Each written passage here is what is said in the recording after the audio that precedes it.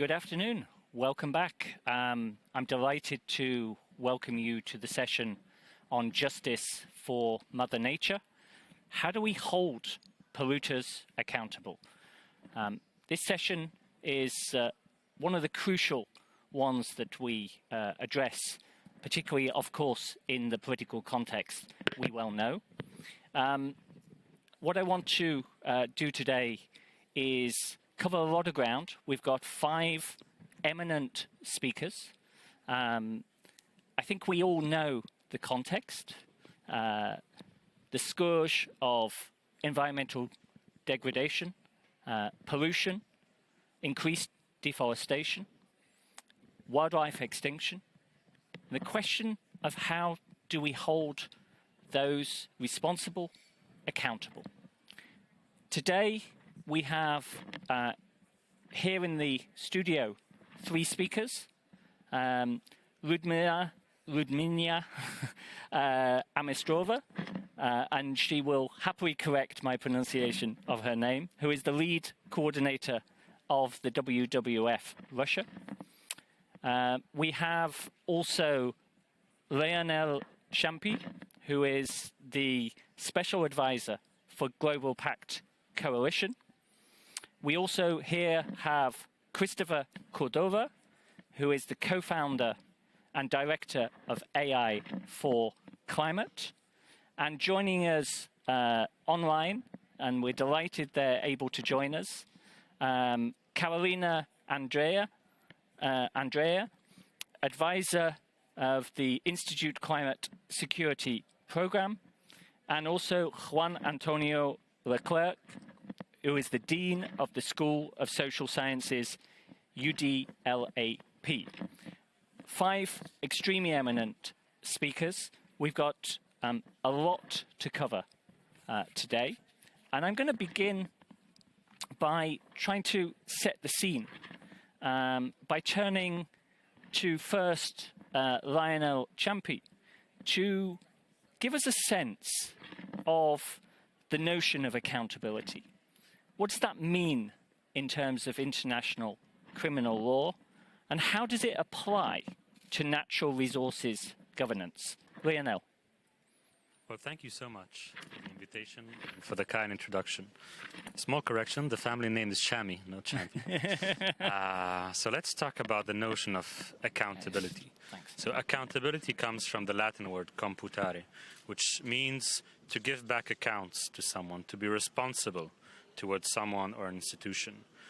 Now, I'd like to talk about 3 revolutions that are going on, that have happened to some extent, to explain what this notion means. The first one is the notion of equality before the law.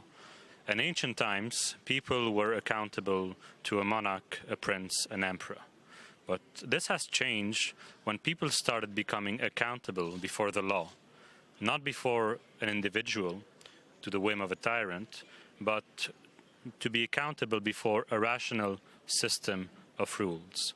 And there's a quote from Herodotus' Histories, where Xerxes, the Persian emperor, comes before to Greece, and he asks his advisors about the Greeks, and his advisor says, they fear their master more than they fear you, because their master is the law. So that's the first thing. Equality before the law, because if you want to build a republic of free citizens, then people have to be equal and accountable, not before an individual, but before the law. That's the first revolution. The second revolution comes in the 20th century. So with the horrors of the Second World War, there was the instauration of a modern system of human rights, because prior to that, international law was based on the principle of sovereignty. And when states are sovereign, it means that they are free to do whatever they wish within the territory that falls in their jurisdiction.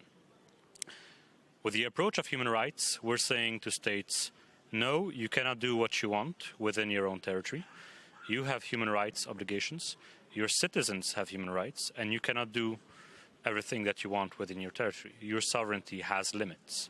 And this gives individuals, to some extent, rights in international law. So how does that relate to the environment? It relates to the environment because environmental accountability has not yet reached its full form, because what has happened for human rights has not been replicated for the environment. It means that people everywhere do not have their right to a healthy environment recognized. States do not yet have everywhere a duty to take care of the environment.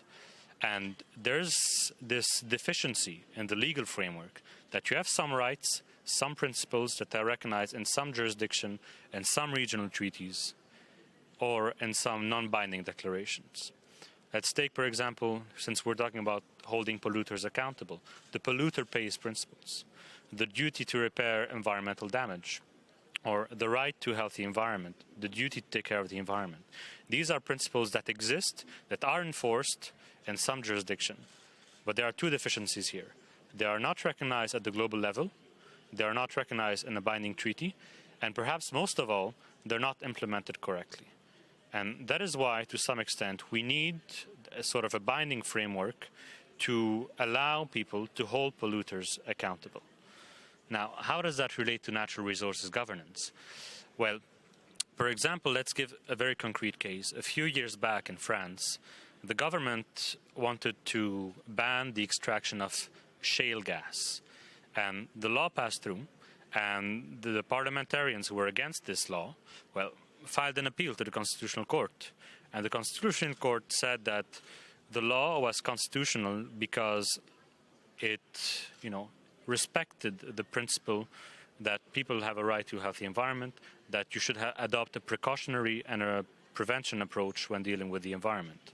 So this is how, a concrete example of how these principles can be put in place, implemented to protect the environment. Thank you. Thank you so much. And I think you very nicely set out the framework, but also the principles. But I want to now take this to Carolina. Let's take those principles and put it in the field. And, the reality in the Amazon basin.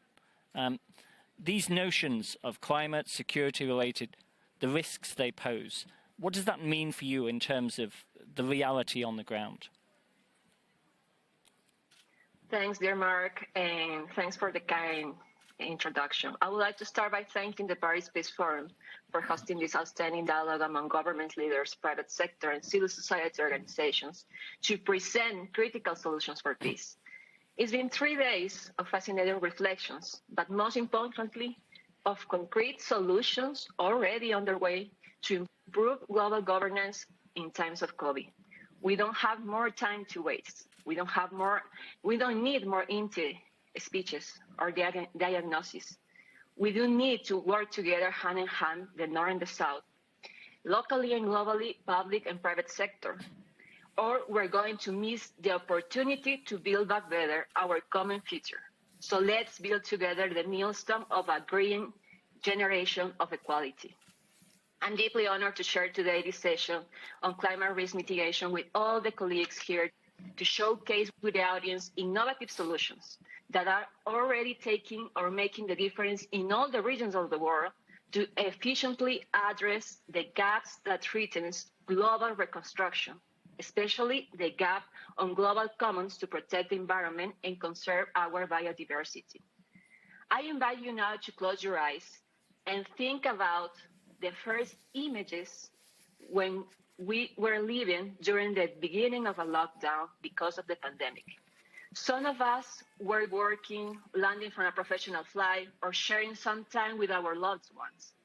Now think the same images amidst an increase of floods, hurricanes, food and water scarcity, with high temperatures without electricity. Humanity was tested during the COVID pandemic. It was a simulation for all humanity. The science is clear. As the UN Secretary General said, the IPCC last report is our red code.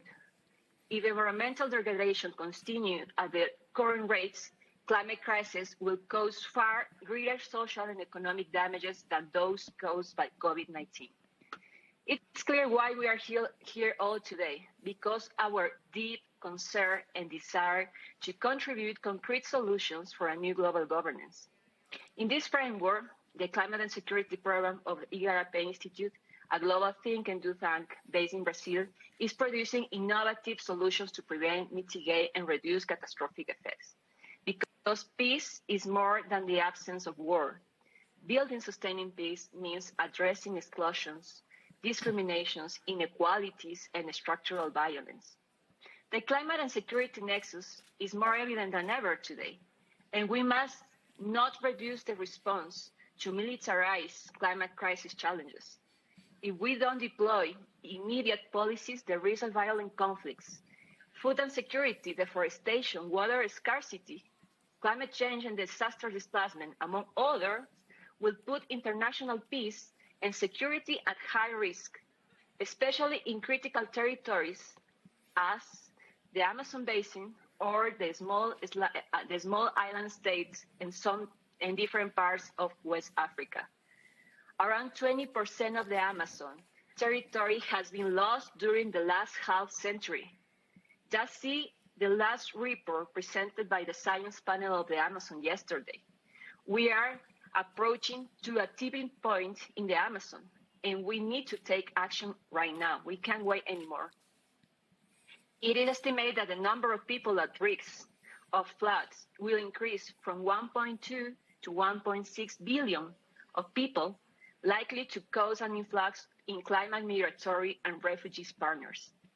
We are also living amidst a pandemic of information. We are facing an infodemic.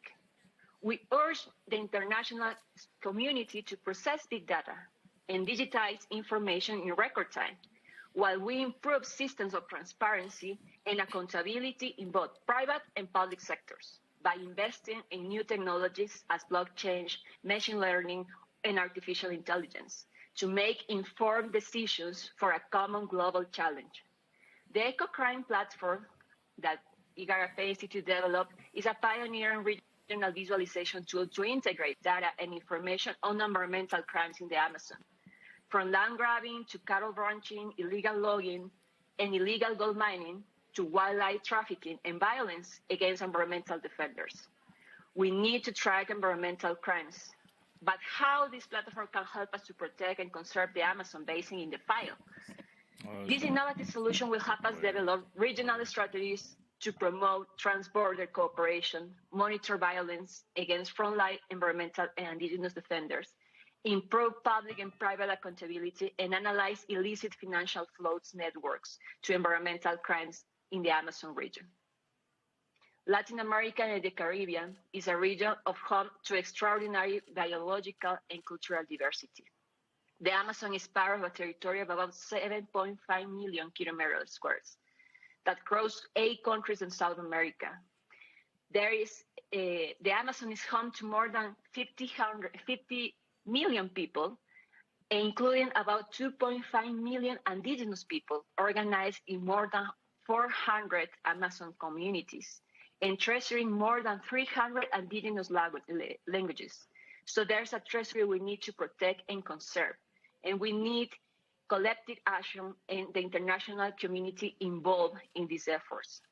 Thank you. Thank you. As I mentioned before, we must go beyond necessary diagnosis and achieve efficient regional action to prevent and reduce environmental crimes. A new challenge that the IGARAP Institute will accomplish in the following years to bridge the regional trash, to fight against illicit financial flows related to environmental crimes. And of course, we need to invite you all to assume the challenge and build back better our common future. From the COVID-19 pandemic to the climate crisis, we cannot continue to put at risk the life of future generations. Thank you, Mark. Thank you, Carolina. And I think you've beautifully set out not just the passion and the importance, but also, I think, in very stark terms, showed us the tipping point that you so clearly set out for the Amazon basin. And I'd like to now turn to Juan Antonio. The work you have been doing on the Environmental Impunity Index for Latin America, I think it's an incredibly important piece of work. And I'd like to hear from you, and I ask you to be as brief as you can, the gravity of that environmental impunity situation in Mexico? And what are the lessons that you can bring to this debate for others? Thank you. Thank you, Mark, for this presentation, and it's my pleasure to join this session and have the opportunity to exchange ideas with my colleagues. Our study focus on environmental impunity as a way to put on focus the importance of an environmental injustice. Environmental injustice and impunity are key dimensions now for understanding environmental and climate emergency. And because we are so slow and so late against this emergency, this involves a potential harm and suffering for millions of persons, local communities, and indigenous peoples. We need to understand that environmental justice will be a key dimension as mitigation, adaptation, or technology transfer is for the climate discussion at the global and national levels. But justice works at different scales: global, national, subnational, even at the communitarian level.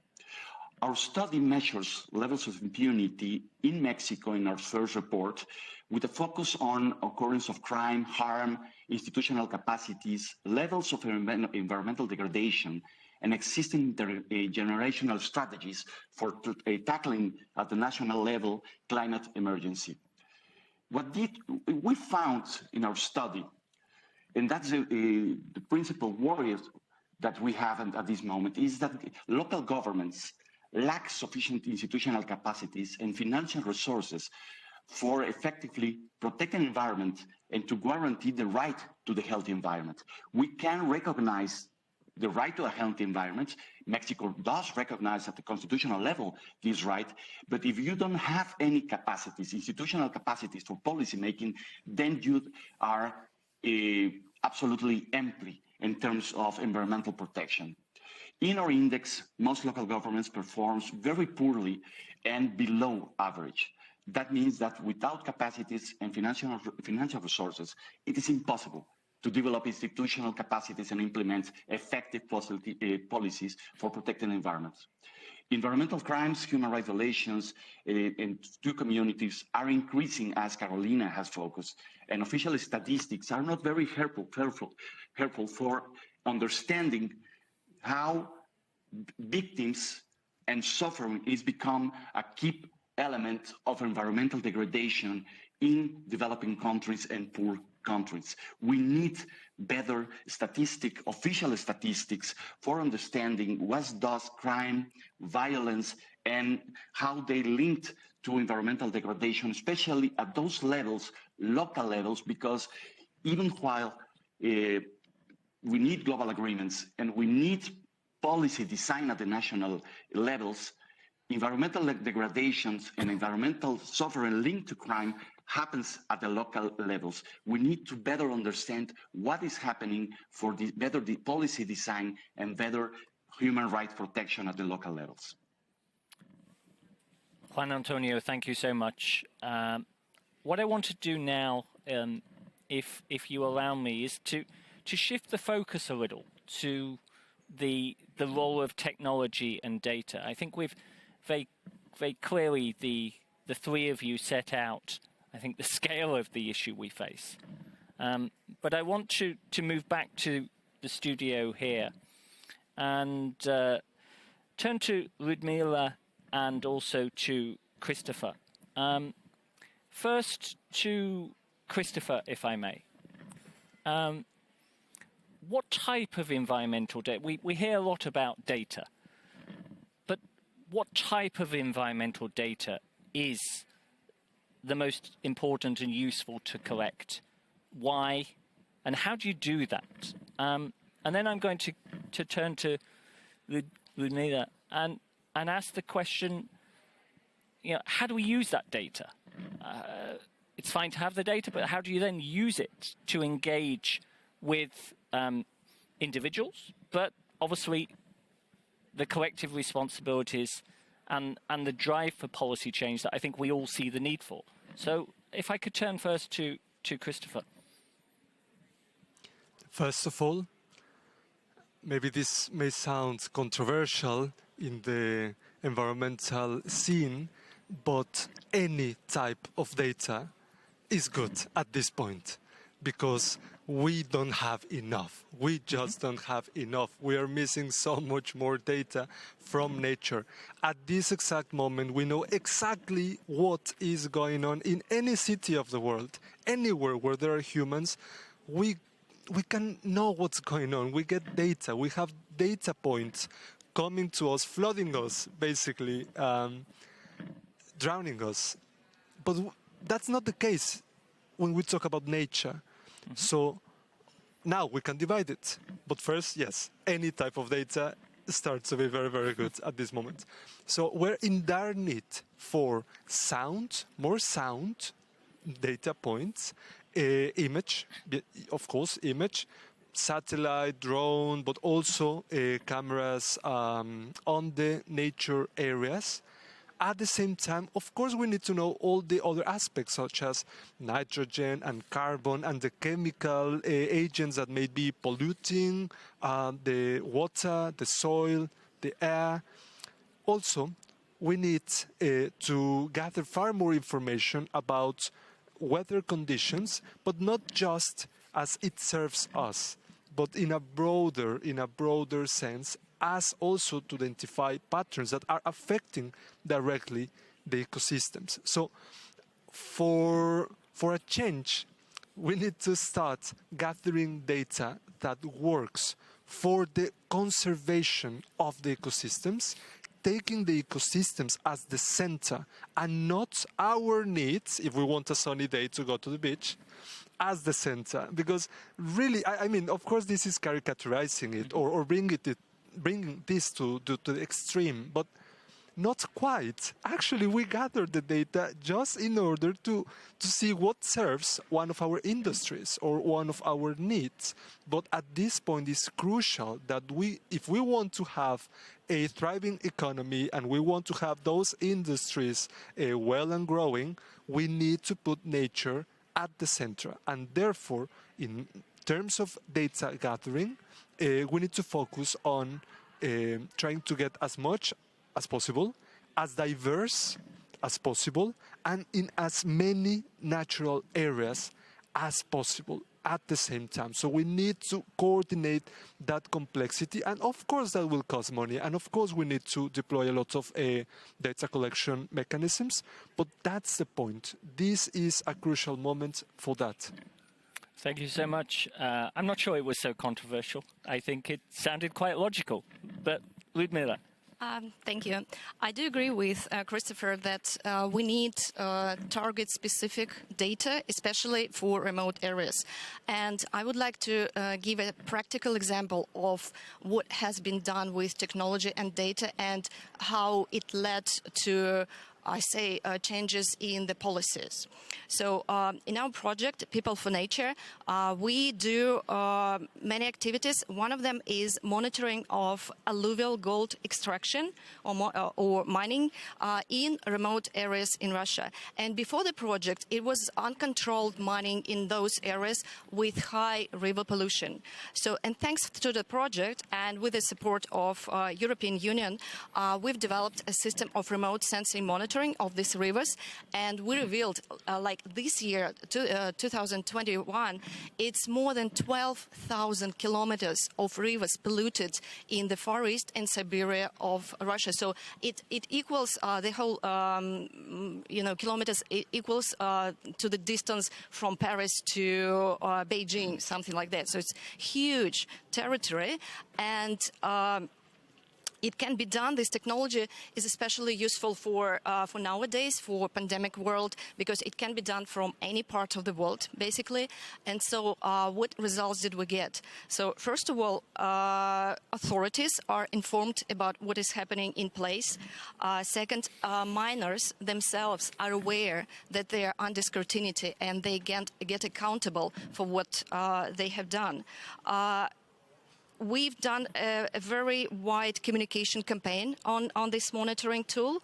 And so as a result, authorities of those regions, they start thinking about setting the moratorium or banning these activities, and also I think like our victory is that Kamchatka region, in Kamchatka Peninsula, the Kamchatka government, it set a ban for gold alluvial mining on its territory. So I think it's a very good example of how, you know, local solutions can provide can have an effect, and also these technologies that they can be transferred and they can be upscaled to other regions of the world. Thank you so much. I think it's a really interesting case study, and I want to move on to the international dimension. But before I do so, I just want to throw this out back to Carolina and Juan Antonio, in light again of what you have heard on data, looking also at your very specific situations. Any comment from your side? Any particular example that you feel gives us also something to learn in other regions?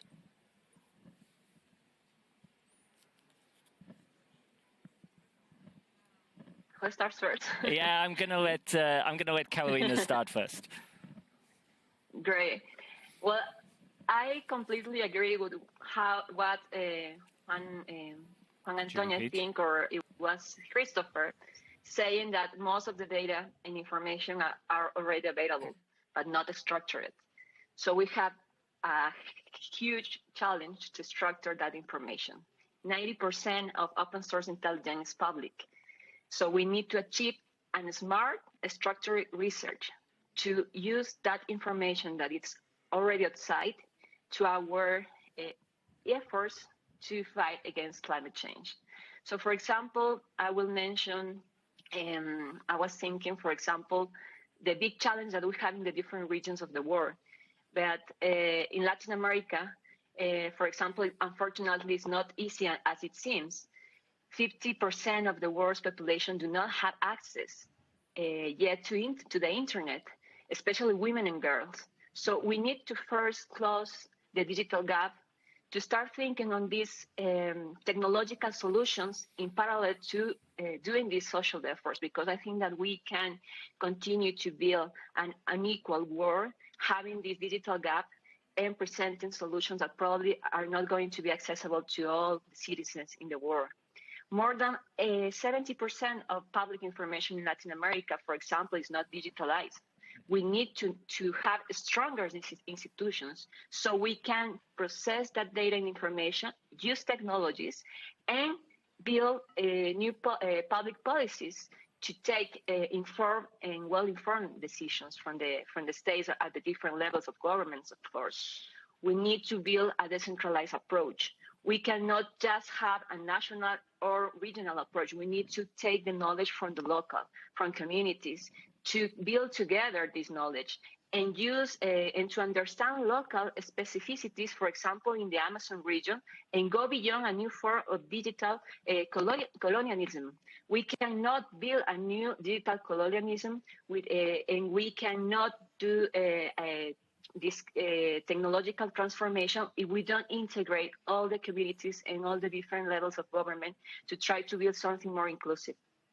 Thank you so much. Very briefly, Juan Antonio, anything you want to add in terms of a case study or a particular comment in light of what you've heard?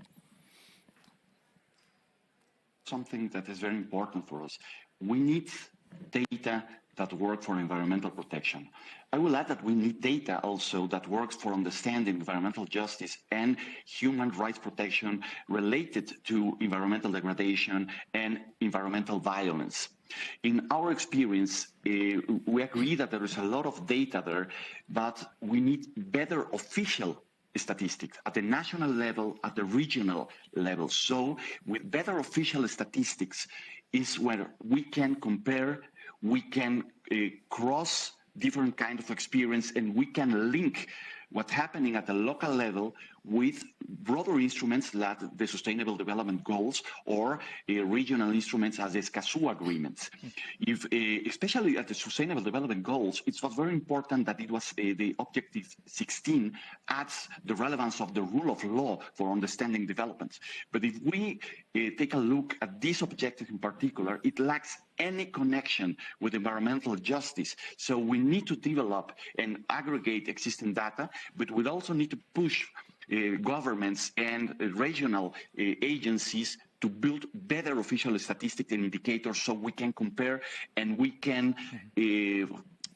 foster better local policies based on solid evidence.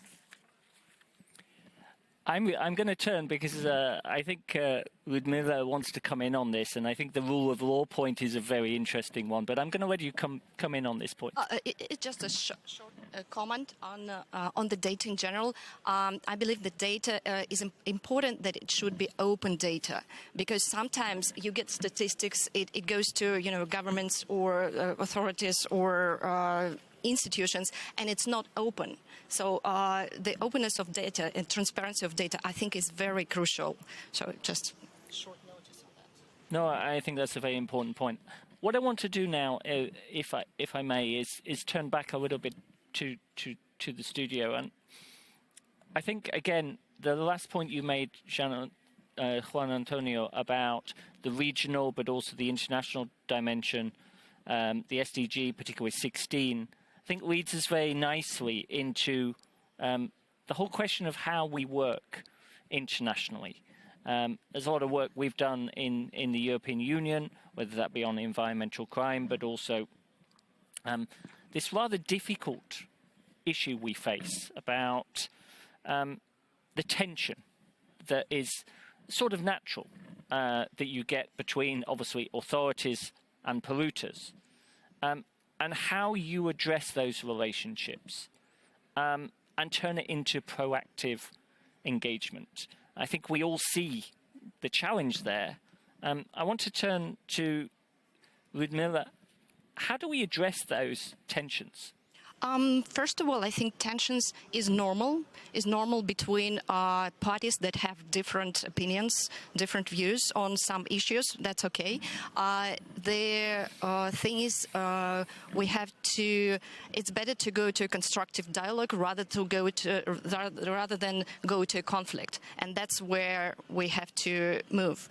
And I think crucial would be, at least for civil society organizations that I represent as well, is to raise NGO expert capacity first. Second is to increase negotiation skills so that in the dialogue you could separate, emotions from the essence of what you've been discussing. You also need, the crucial thing is establishing regional coalitions and international coalitions of NGOs so that local NGOs, they can get access to and get knowledge of what is being done outside, their region. And then finally, in most complicated cases, also third-party mediation, I think, is a way to resolve the conflicts. And, for example, WWF sometimes acts as this kind of mediator, being a well-known international organization. It could act as a mediator in a conflict between, say, local communities or local NGOs and businesses or authorities. Thank you. Thank you so much. I want to turn now to Lionel. You've been doing some interesting work on a pact, and I want to learn a little more from you, and if you can explain to our audience that the lessons that you have learned from the work on the pact to build that consensus, to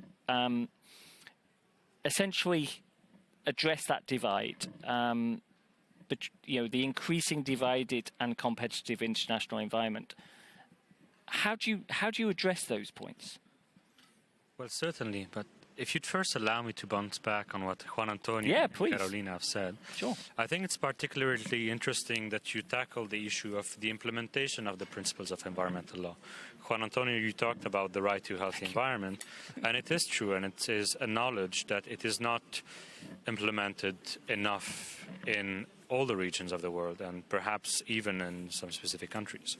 But I think our part in the international level is to provide the people on the ground with the tools to achieve what they can. So once the treaty is adopted, that's not the final step. That's the first step. The real work comes with implementation, and it's great that you're doing what you're doing, because it's by measuring data that we can attest whether or not some principle or some laws are being implemented or not. And that's a fantastic work that you're doing, and I want to salute you, both of you, on that. Second of all, to come back to your question, Mark. So how do we achieve consensus on international level? How do we agree on principles when we come from different cultures, when we come from different professional backgrounds, when we have different visions of the world? And I think the first step to take here is to have an open mind. Because when you have any debate with someone and you come in and you have your ideas and you have your convictions and you have your passions and you want to impose that on someone, well, that's the best way to fail. I think the best way to reach an agreement is to start from the other's point of view. And then from that, elaborate on how you can move from this position to yours and find a common ground between both.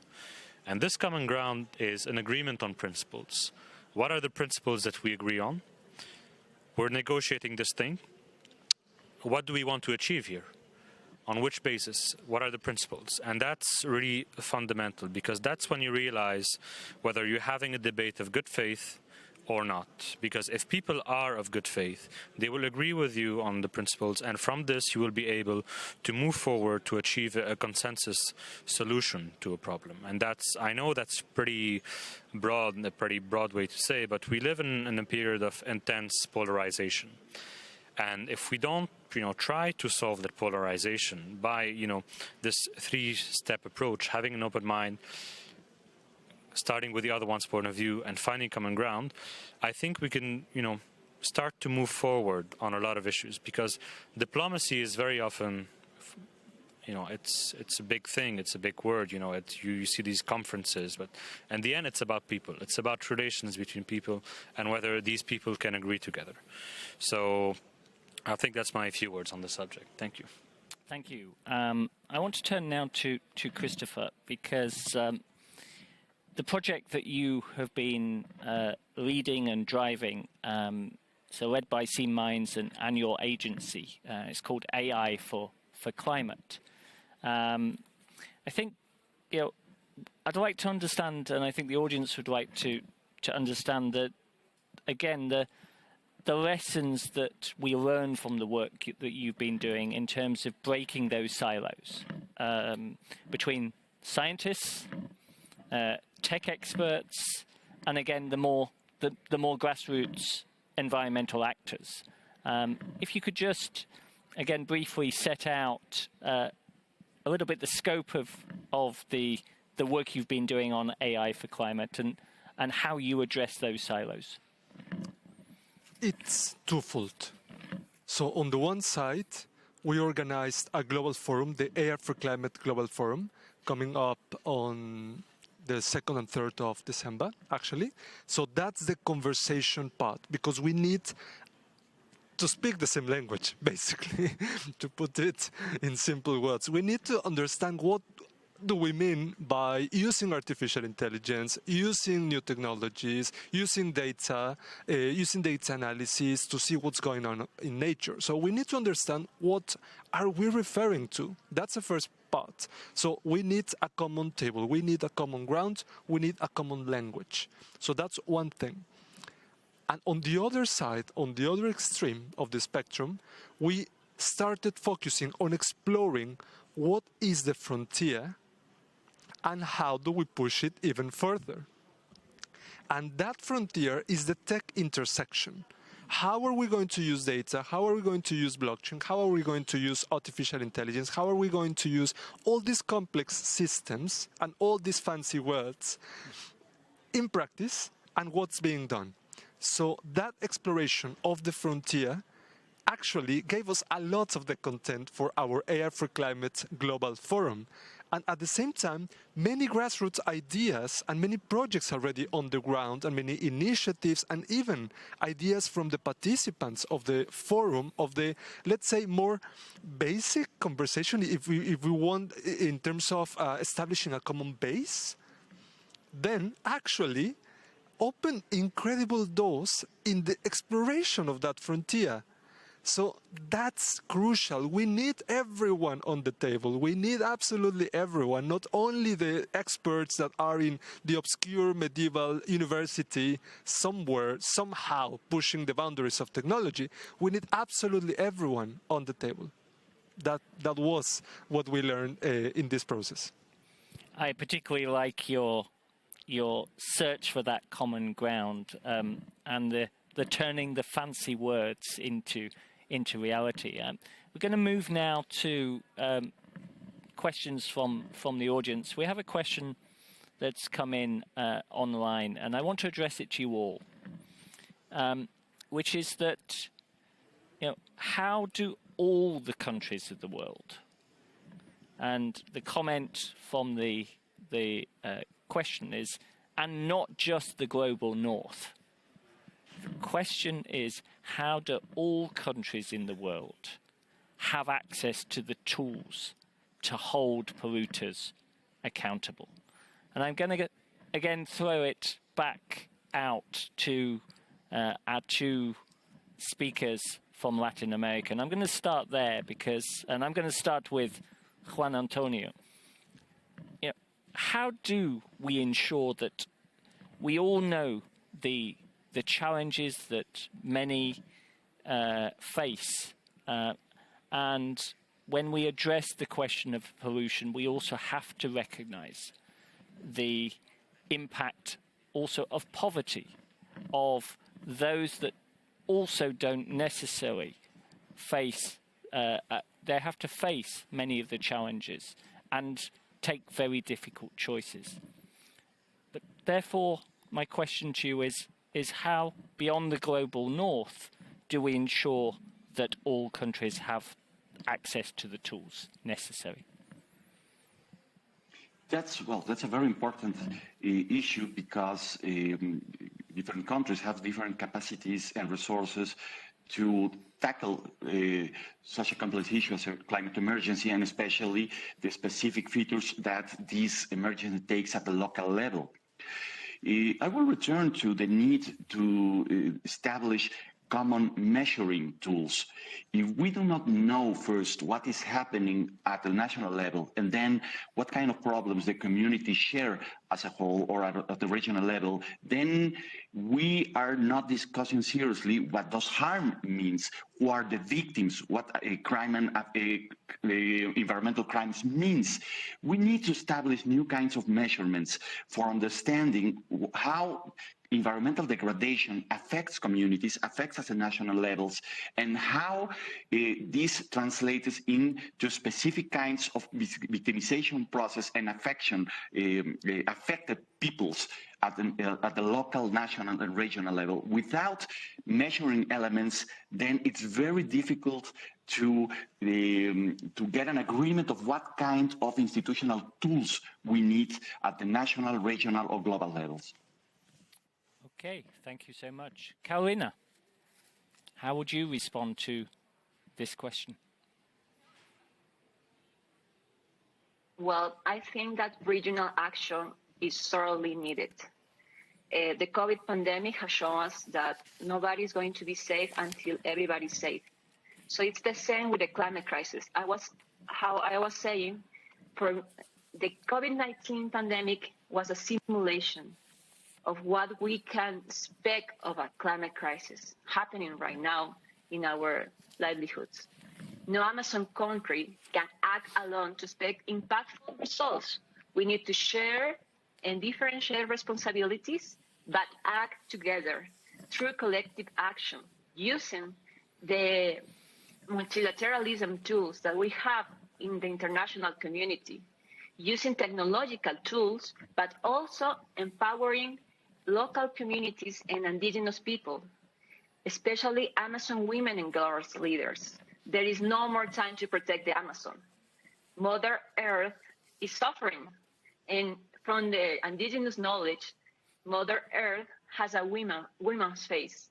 And that's a very bizarre analogy, because as women and girls suffer more structural violence, Mother Earth is also suffering structural violence from all human activity, as all the scientific reports have shown. So we need to have a stronger international cooperation.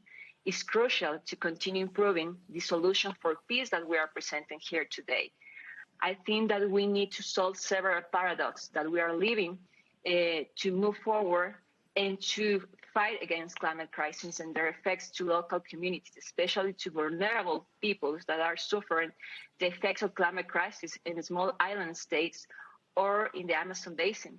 While the most effective prevention against the worst effects of the climate crisis, including violent conflict or scarce resource, is the reduction of carbon emissions, for example, the way we reduce emissions, the way we choose to adapt and mitigate can either cause harm, including potential violence, or it can contribute to sustaining peace. So we need to use the data and information to process structured information and take well-informed policies to conduct our governments at different levels to take well-informed decisions. So in that way, we can have a better future and a better common future together. Thank you. I think you very clearly set out the challenge, particularly for women and girls, but also for the vulnerable people. Ludmila, I think you wanted to come in on this one. Yeah, first I'm flattered to be in the global north, like that Russia is there. It's beautiful. And I think that initiatives like Paris Peace Forum, actually, I think are a good chance to be cooperative on not just high level, but also on the local level, because we see all these projects and we do great networking here. So I'll come back and I do, I will communicate lots of people from Malaysia, from Nigeria, from Latin America, from everywhere in the world. And I think that's the way people could act and could be together to solve the global problems, global issues. Thank you. Gentlemen, Lionel, Christopher, how would you respond to this question, this, I think, quite passionate question about getting beyond the global north? Well, it really is a fundamental question, because we often have this question in law where, okay, you have laws on paper, but then they're not really applied. So how do you reply to this? And how do you reply to the fact that, you have countries in which you have an independent and efficient judiciary, and countries where, the state has less power, the judiciary is less efficient, there's less capacity, etc. But first, let's recognize that everybody has a problem in implementing the law. It's not because you're part of a global north country that everything's doing all right. It's a spectrum. Some countries are doing good, some countries are doing less good. But a law is a struggle. There's a struggle for law, and it's the responsibility of governments to provide the means to the justice system to function efficiently and to function independently. But there's also a responsibility upon people to, push the limits, stretch the limits of the justice system. And this is what has been happening with climate litigation. Climate litigation was not set to happen according to the laws that exist in place. It took some inventive lawyers, a lot of willpower, and a lot of people behind it to, push some courts to, in Western states, in what we call the global north, but also in countries like Indonesia, Pakistan, etc., to push the courts to enforce standards upon the state. So I'd say it's a struggle. It's an ongoing struggle, but the slope is hard. But I think as long as we fight, as long as governments put the necessary means and people put up the good fight with good means, it's a dangerous struggle, especially in Latin America where you have a lot of environmental crime. I think we can. If we continue the struggle well enough, we can get to a positive outcome. Thank you, Lionel. Christopher? If you're a government, lower the barrier of entry to access data. If you are a business lower the barrier of entry to access data. We're talking about data from nature and anything related to the environmental crisis. If you're also a business, you can lower the barrier of entry to invest in new mechanisms to protect nature.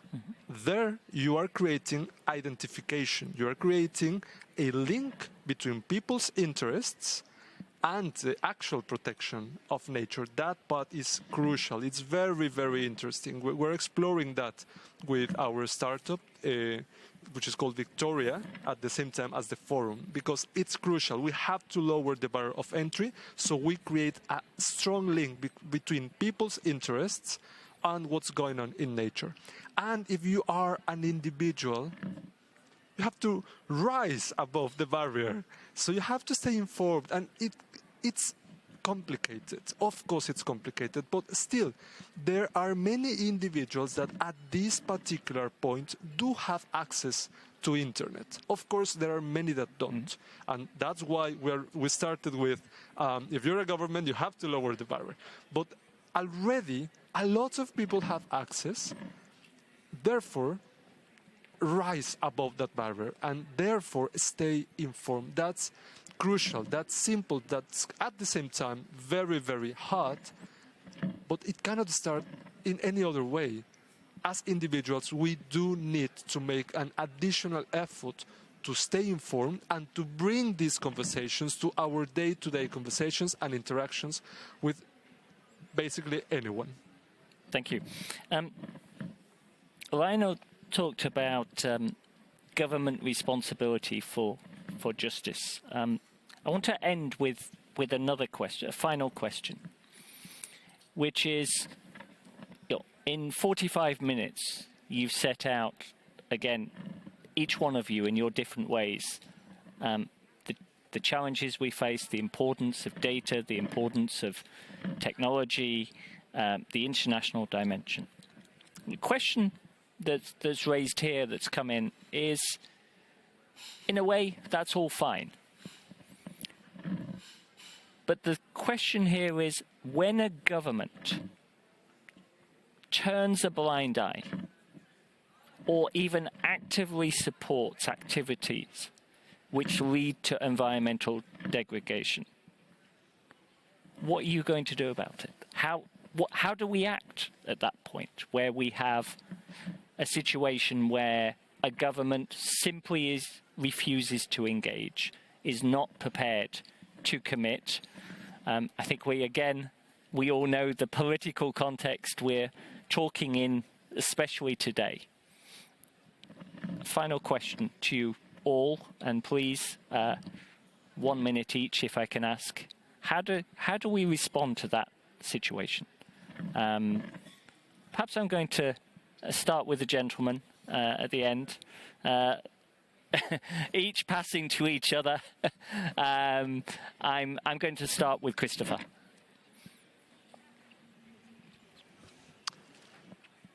Okay, so it all really has to start with cooperation, but before cooperation, there comes information.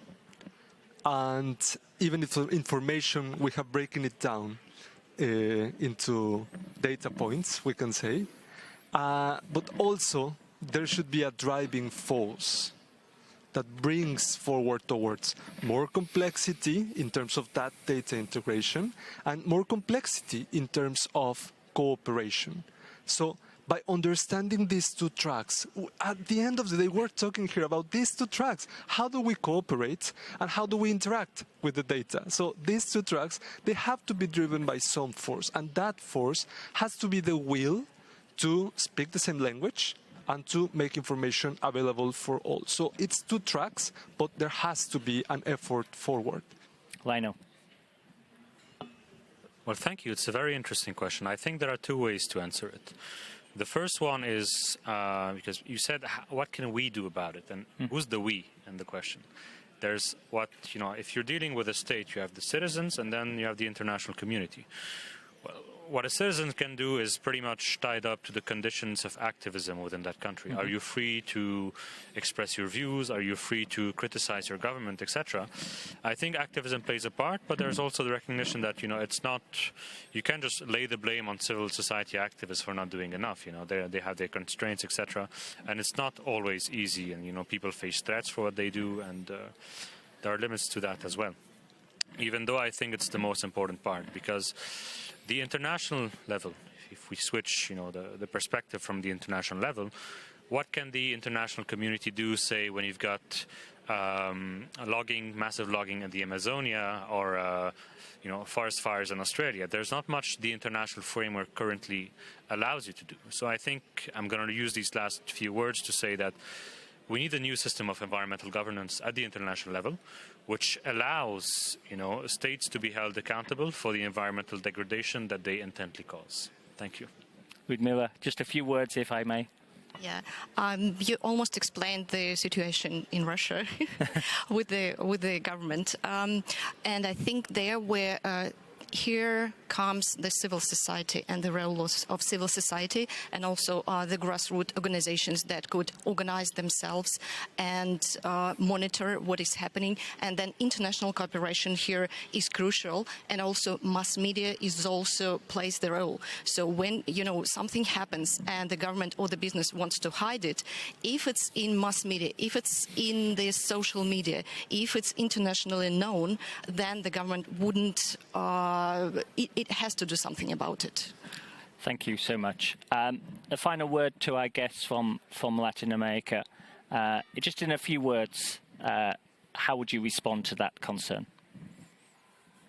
I'm going to start with Carolina. Well, I think that one of the major challenges we have is to fight against climate crisis skepticism. We have seen how governments and global leaders or leaders from very important countries in the world are denying the climate crisis. So we need to first to fight against that. Sometimes we don't understand, when we don't understand something, we risk to don't be interested. So one of our major challenges is to engage collective action through a big collective effort to fight against the climate crisis. It's the time to change the way how we are doing business. We need to change human perspective, to put all efforts together to protect our common house. There is no common future if we don't reduce the effects of the climate crisis, especially in indigenous territories. So I think that we need to start with that human thinking change to fight against this existential threat. Thank you. And finally, Juan Antonio. Thanks, Mark. I think that context matters. And for countries like my country, Mexico, we are facing a broader security, access to justice crisis. So for a lot of governments, environmental justice and the right to a healthy environment is not a priority because they are facing different kinds of social and economical problems, or the governments lack the political will to act and protect because they are part of the problem or are involved in conflict of interest related to resource exploitation. So I think that building solutions involves a mix of national civil society and international pressure. I think that's the only way to change that equilibrium and to get the governments with a more willingness to act. Thank you so much. We're out of time. I think it's been an incredibly fascinating debate. I think you've all demonstrated, in a way, the complexity of the issue we face, but also I think you've given a clear path forward and setting out in a number of case studies how we can address this problem. A final word, I would urge you all to look at the 5 projects that our panelists today have come forward to the Paris Peace Forum with. They're extremely inspiring, and I think as we move forward, we'll be very keen to learn more of how they are implemented. With that, thank you to you all and enjoy the rest of your day. Thank you.